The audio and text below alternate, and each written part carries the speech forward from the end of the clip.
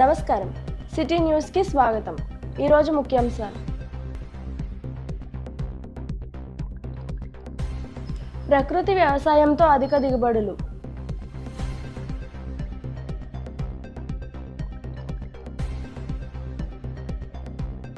గోడ నిర్మాణంలో నాణ్యత పాటించాలి.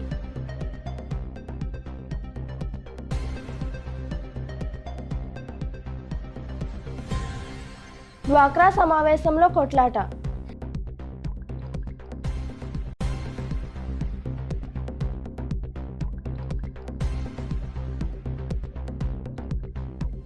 నర్సాపురంలో ఆత్మగౌరవ ర్యాలీ.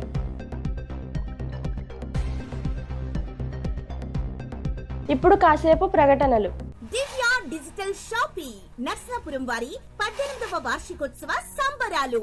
దసరా దీపావళి పండుగల శుభాకాంక్షలతో మెగా ఎక్స్చేంజ్ అండ్ లోన్ మేళా సెప్టెంబర్ 1వ తేదీ నుండి అక్టోబర్ 31వ తేదీ వరకు మాత్రమే. మీ పాత ఏసీ, ఫ్రిడ్జ్, వాషింగ్ మిషన్ ఏదైనా ఎక్స్చేంజ్ చేసుకోండి. మరిన్ని వివరములకు Divya digital shopping TV and furniture showroom, steamer road, Narsapuram మరియు బ్రాంచ్ శుక్రవారం క్లాత్ మార్కెట్, పాలకొల్లు.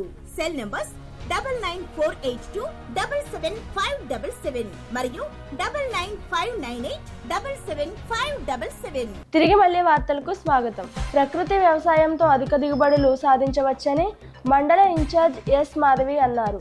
నర్సాపురం మండలం గొంది గ్రామంలో శుక్రవారం డ్రోన్ సహాయంతో పొడ, దోమ, తాటాకు, మెడ విరుపు తెగుళ్లకు ఎరువులు పిచికారీ చేశారు.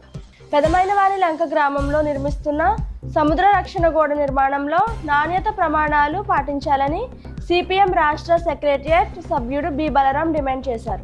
నర్సాపురం మండలం ఎల్బీచర్ల డ్వాక్రా స్వయం సహాయక సంఘం సమావేశాన్ని శుక్రవారం నిర్వహించారు. శ్రీనిధికి సంబంధించిన అవకతవకల ఆరోపణపై వెలుగు అధికారులు విచారణకు రాగా సభ్యుల నుంచి వివరాలు సేకరిస్తుండగా కొందరు వ్యక్తులు సమావేశంలోకి వచ్చి గందరగోళం సృష్టించారు. సుప్రీంకోర్టు చీఫ్ జస్టిస్ గవాయిపై జరిగిన దాడి అనాగరికమని ఎంఆర్పిఎస్, ఎంఎస్సి నాయకులు అన్నారు. శుక్రవారం నర్సాపురం అంబేద్కర్ సెంటర్ నుంచి తహసీల్దార్ కార్యాలయం వద్దకు దళితుల గౌరవ ర్యాలీ నిర్వహించారు.